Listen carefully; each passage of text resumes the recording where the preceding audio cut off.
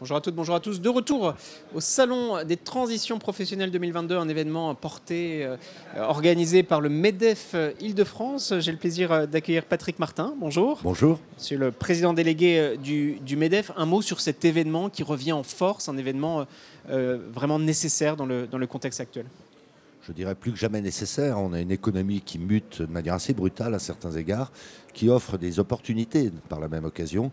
Et donc, je dirais que c'est dans la mission, c'est dans le rôle du MEDEF Île-de-France en l'occurrence, que d'interfacer en définitive ces différentes problématiques pour apporter des solutions concrètes à tous ces jeunes ou moins jeunes qui s'interrogent sur une reconversion ou tout simplement sur une orientation. Un événement important, le gouvernement sera là, vous allez accueillir Carole Grandjean dans quelques instants, votre agenda est très chargé. Quels sont les messages à porter justement auprès du gouvernement en matière de transition, de reconversion, d'accompagnement? Qu'est-ce que vous dites? Quels sont les besoins aujourd'hui pour accélérer? Alors il y a deux angles. Il y a un angle, je dirais, organisationnel, et on travaille beaucoup avec le gouvernement, avec les organisations syndicales également, pour essayer d'optimiser, de compléter, de parfaire les dispositifs qui existent d'ores et déjà sur ces matières importantes d'orientation et de reconversion professionnelle. Et puis il y a l'approche très pragmatique, très opérationnelle des chefs d'entreprise, par voie de conséquence du MEDEF, pour aller au plus près du terrain en faisant de la dentelle fine, identifier les sujets, identifier les individus et permettre ces connexions qui concrétisent en définitive les intentions que l'on a. Vous avez un ancrage territorial très, très fort. On entend encore, même si ça avance évidemment, mais toujours ce besoin, cette nécessité de davantage simplifier. Ce mot-clé de simplification, là encore, c'est nécessaire. Oui, alors balayons devant notre porte, hein. Quand je dis nous, c'est les partenaires sociaux, c'est les pouvoirs publics. C'est vrai qu'on a parfois tendance à complexifier, à technocratiser un certain nombre de dispositifs, et au point que ça les rend illisibles ou incompréhensibles pour les principaux intéressés, c'est-à-dire les salariés eux-mêmes, les chefs d'entreprise.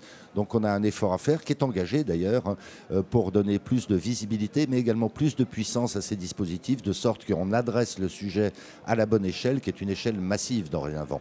Avec une question, un enjeu toujours là, et bien sûr de moyens, de financement. Oui, bien sûr.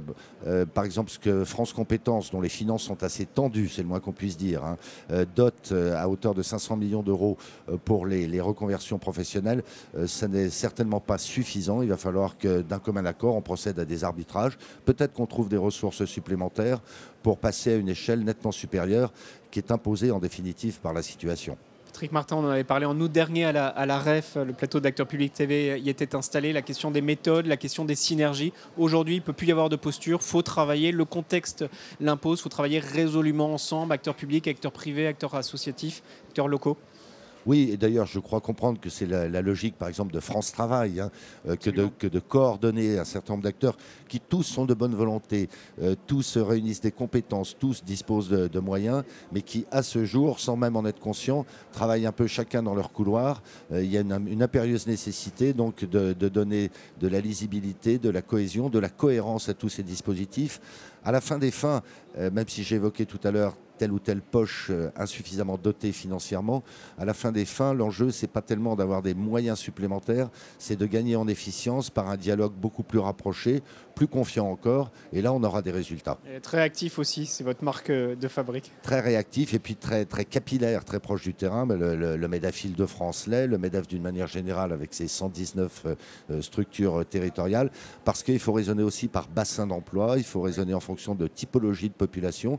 Donc il faut des cadres généraux, des dispositifs généraux, mais après, le diable étant dans les détails, c'est dans la mise en œuvre au plus près du terrain qu'on réussira. On va suivre tout cela. Je vois que le temps presse et vous devez accueillir la ministre. Je vous laisse. Merci beaucoup d'avoir témoigné. Patrick Martin, président délégué du MEDEF.